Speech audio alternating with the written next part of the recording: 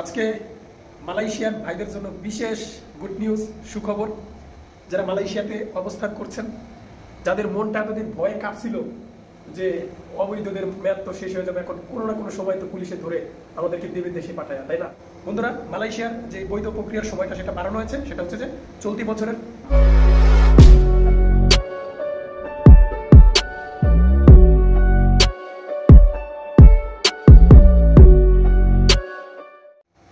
আসসালামু আলাইকুম।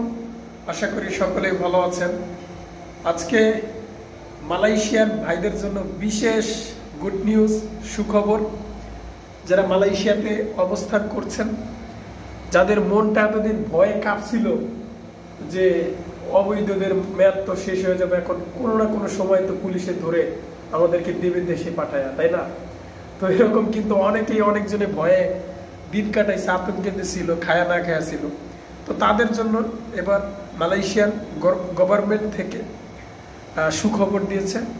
তো আজকে এই সুখবরটা কি, তো আমি ভিডিওটি শুরু করার আগে আপনাদের কাছে রিকোয়েস্ট, যারা এখনই আমার K-Danger2 চ্যানেলটি সাবস্ক্রাইব করেনি তারা এখনই করে দেন, আর যারা করেছেন তাদেরকে ভালোবাসা এবং শ্রদ্ধা, কারণ আপনাদের ভালোবাসা না থাকলে এতদূর আসা সম্ভব না।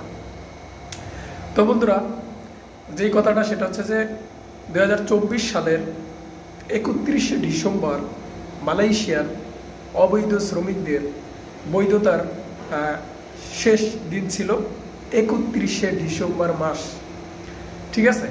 তো এরপর হইতে কিন্তু অনেকেই অবৈধ থেকে বৈধ হয়েছে, অনেকেই মানে বৈধ হতে পারেনি, অবৈধই রয়ে গেছে।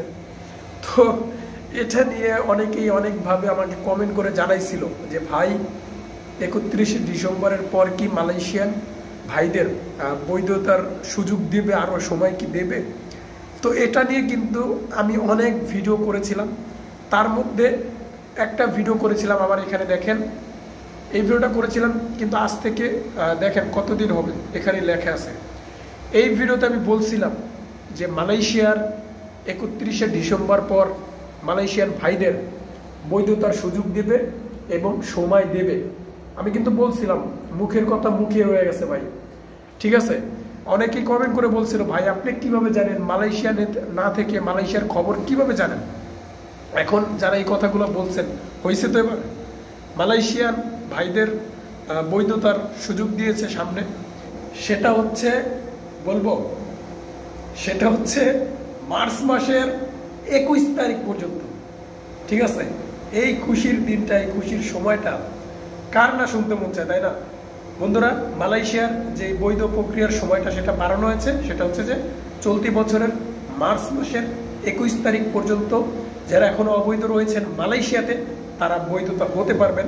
এবং তারা এটাও ঘোষণা দিয়েছে যে যারা কোনো কারণে অবৈধভাবে মালয়েশিয়াতে এসে কাজকর্ম করতেছেন, তাদের যে বৈধতার যে মানে নিয়মটা দিচ্ছে সেটা হচ্ছে যে তারা 500 রিঙ্গিতের ভিতরে বৈধ হতে পারবে।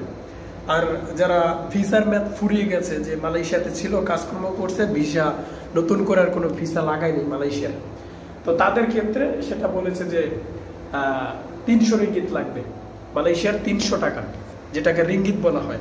তো এই টাকাটা দিয়ে তারা বৈধভাবে ভালোভাবে মালয়েশিয়ার যে প্রক্রিয়াটা আছে সেটা তারা ফিল আপ করতে পারবে। তো বন্ধুরা, এটা অনেকেই আসলে বিশ্বাস করতে পারছিল না যে মালয়েশিয়ার বৈধতার সময় বাড়বে। আমি আগেই বলেছি ভাই, যেহেতু মালয়েশিয়াতে 2 লক্ষ শ্রমিক নিয়োগ দেওয়া হয়েছে, তখনই আমি বুঝে গেছি যে মালয়েশিয়ার বৈধতার মেয়াদ বাড়াবে শ্রমিক ভাইদের। তো বন্ধুরা, ভিডিওটা আজকে এখানেই ছিল। যদি ভিডিওটি ভালো লেগে থাকে অবশ্যই কমেন্ট করে জানাবেন এবং ভিডিওতে লাইক করবেন, শেয়ার করবেন। আর আপনাদের কোনো মালয়েশিয়ার সংক্রান্ত নতুন নতুন আপডেট পেতে বা কোনো কিছু জানতে হলে কমেন্ট করে জানাতে পারেন। তো আজকের মতো এখানে ছিল, খোদা হাফেজ।